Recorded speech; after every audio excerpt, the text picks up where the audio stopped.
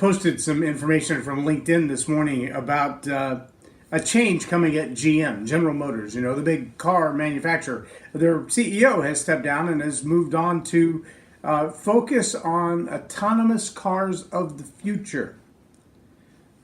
They've also decided that they're going to lay off 14,000 people and close 7 plants. What?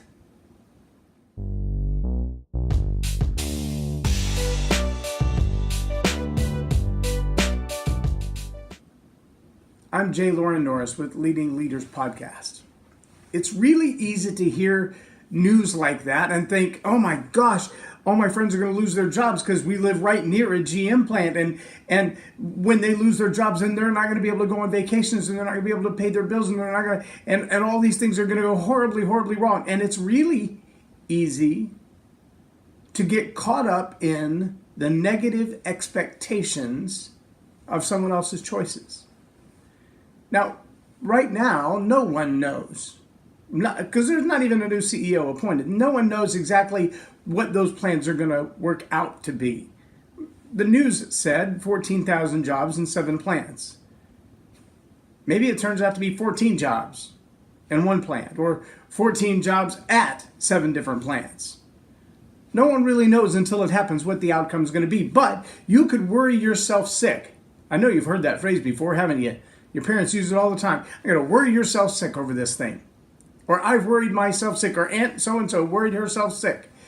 You literally can worry yourself sick because your attitude is a combination of your thoughts and how you feel about them. And they dump all kinds of chemicals in your body. If you think I'm kidding, just think of that one person who calls. Maybe it's an ex, maybe it's a boss, maybe it's an ex-boss. And when the phone rings, you get this knot in the pit of your stomach. Maybe you just want to cry or throw up. Or maybe you work in that kind of environment when you see the boss walking down the hall with someone next to them. You instinctively start packing up things in your desk or cleaning up your desk, hoping that you're not the next one. Or looking around wondering who might be the next one. See, that's a toxic environment. Not just the work environment, but the toxic thoughts that you allow to create emotions in your body, which fire off hormones and chemicals in your brain, which have chemical flow throughout your body, and they affect your digestive system and your brain health and your brain function. You ever been so stressed out you couldn't even read the page you were looking at? I've been there. I know what that feels like. You ever been so distracted by something going on somewhere else? And I don't just mean a noise or a sound or a light or a conversation in the room. I mean ideas and thoughts a million miles away. And yet, emotionally, you feel them. Physically, you feel them. See, there's a way to counteract that before it starts, and it's called managing your life through the attitude of expectations.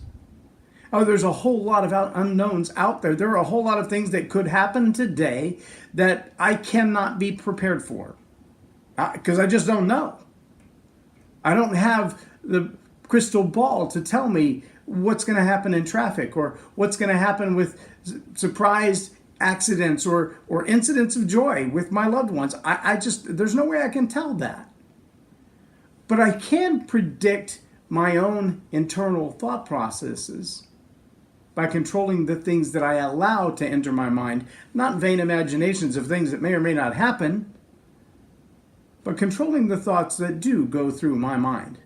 And you have the same ability. You have the same opportunity to look into your day and go, even if obstacles come, I will face them with a positive attitude. Even if bad things do happen, I will believe the best is coming on the other side. Yesterday, we had a small meeting for one of the nonprofits that I serve on the advisory board, and I handled the budget part of it, meaning announcing to the group of spectators where we are in our budget and what's next and what we need. And one person that was there said, I know some of the people who handle some of the expenses that you're facing. Let me just have a conversation with them. And by the end of the day, in one day, almost $30,000 worth of budgeted expenses was forgiven, was wiped away from the slate. Now, before we started that meeting, there was a little bit of stress going into clearly close to $500,000 budget, and the expectations and the timeline is close, and the results are huge, and the number of people's lives who are impacted are in the tens of thousands. And it's easy to get stressed out with that and go, it's overwhelming, it can't be done. But when you set the expectation like we did in our little huddle before the meeting started and said, we expect that whatever happens here, it's the right thing and it's moving in the right direction, and we have a lot of help. And even the smallest investments of time or talent or treasure will make all the difference in the world. And so they did. One person who came to the meeting, who'd never been there before, knew the right connections at the right time with the right people, had the right influence, and that one opportunity that no one could have predicted made a change in the tens of thousands of dollars for our bottom line.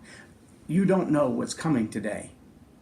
But if you'll set your expectations with positivity, you can set your attitude, your feelings, your emotions, and your choices all toward the positive rather than the negative. And the chemicals in your body, they're going to follow your choices. Take some time to think positively and expect positively about your day before it even gets started. I'm Loren Norris with Leading Leaders Podcast for Tell It Like It Is TV. Have a blessed day.